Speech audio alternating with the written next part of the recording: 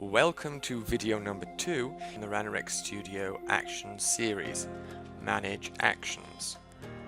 Actions are often recorded, however, there are two further ways in which an action can be added, by using the Add New Action button, or dragging and dropping a repository item into the Actions table.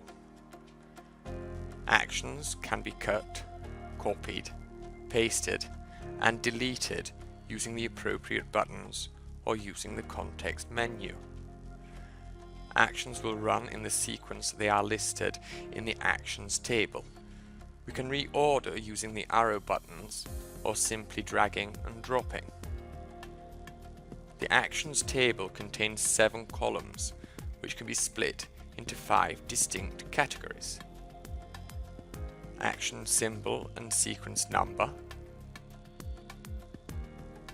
action type such as mouse or key sequence, action specifics.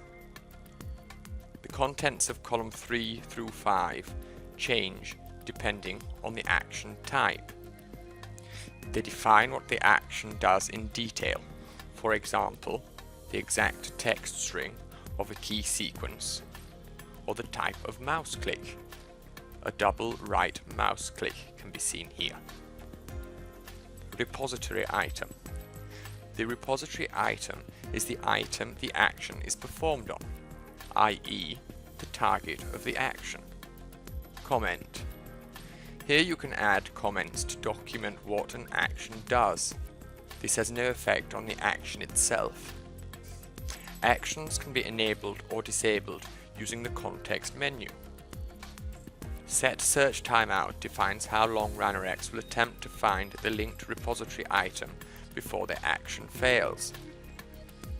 This is only available for actions linked to a repository item. One can enable or disable Continue on Fail. This sets whether Ranorex will progress to the next action or abort the test if this one fails. The default setting is disabled. If the option is enabled, the affected action will appear in italics in the Actions table. We are able to merge items to a user code item. This merges the code of the actions to a single user code action.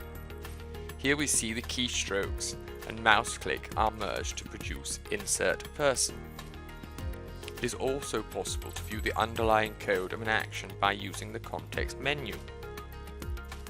The code will then open in a new tab. In the next video we will learn how to invoke actions.